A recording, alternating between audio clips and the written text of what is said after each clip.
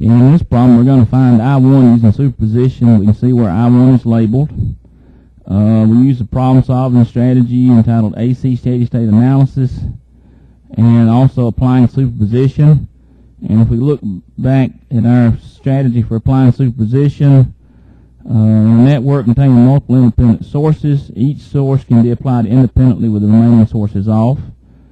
Okay, so really we're going to perform the analysis with one source active at the time, and then we can add all those responses together to get the response with all three sources acting at the same time. So let's go through there and start doing it one source at a time.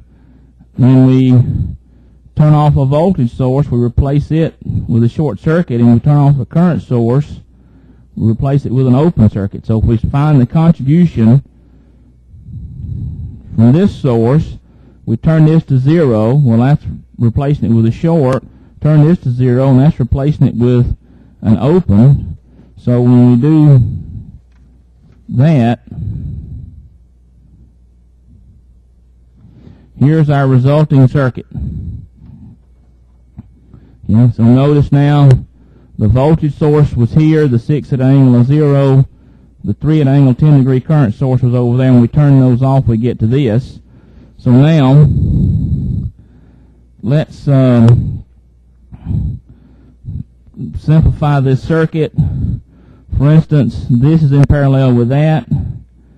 Okay, so parallel, so we could calculate an admittance.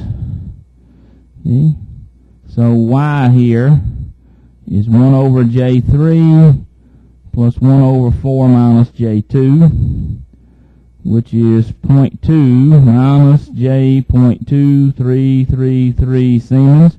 And let's go ahead and convert that to an impedance. Z is 1 over Y, which is 2.1176 plus J 2.4706. Now we can redraw our circuit.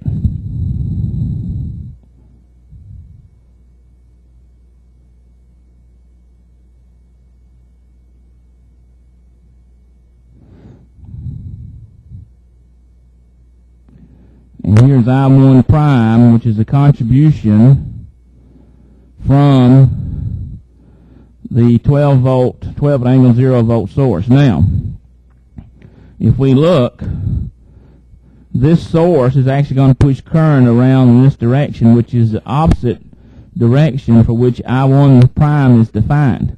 So yeah, this source is going to push current that way. So I1 prime is going to be minus 12 at an angle of 0 divided by 3 plus J2 plus Z. So I1 prime then is minus 1.33 plus J 1.16 amps. Okay, so that's the contribution from the 12 at angle 0 source. Now if we look, let's turn this source off, leave this source off, and turn this source back on. So now we're going to find the contribution from that 6 at angle of 0 source. The resulting circuit is shown here.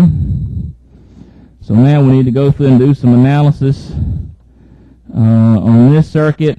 Again, we can simplify that. For instance, if we look, this impedance and this impedance are in parallel. So we have Y here is 1 over 3 plus J2 plus 1 over 4 minus J2. And we could calculate that. We don't need to, though, because really we want Z is 1 over Y. And Z turns out to be 2.2857 plus J 0.2857 ohms. Okay. So now our circuit could be redrawn as this.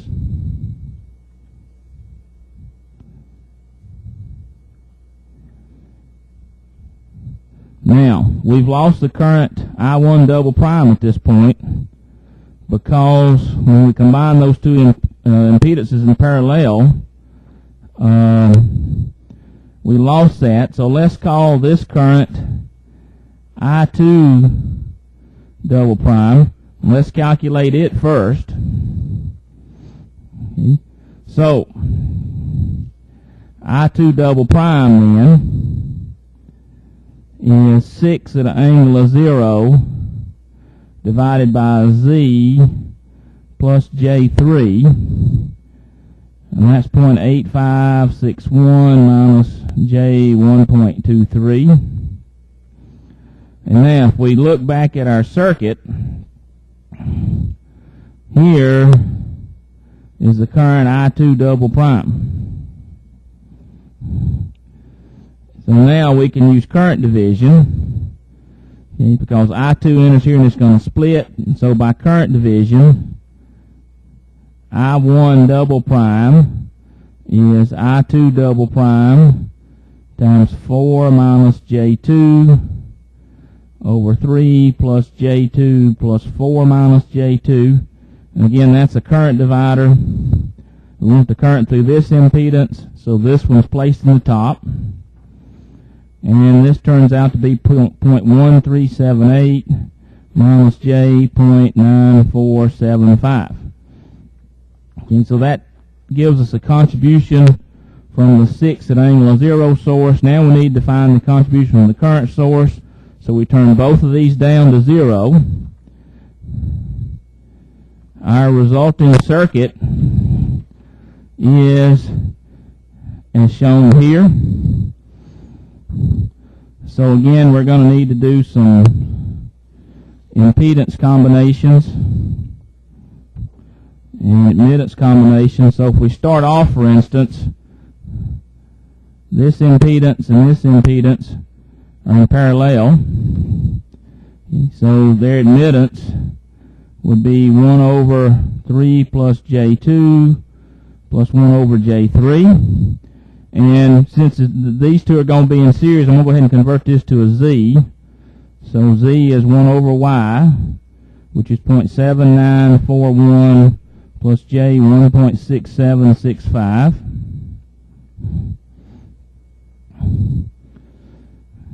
So now let's redraw our circuit.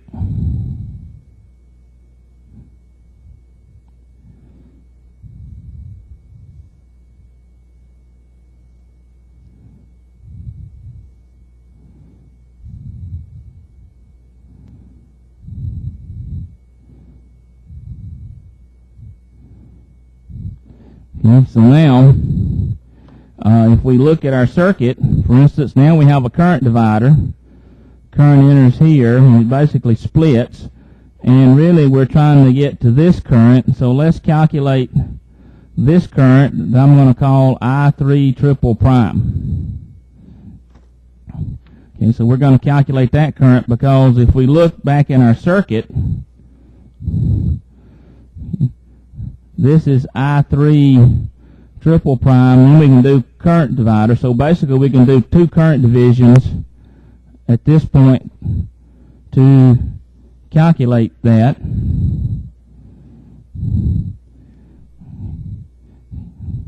So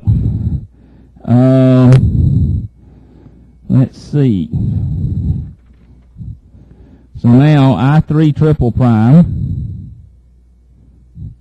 is 3 at an angle of 10. Now we want the current through this part of the circuit, so we're going to put this impedance in the top. Okay, so we have minus J2 over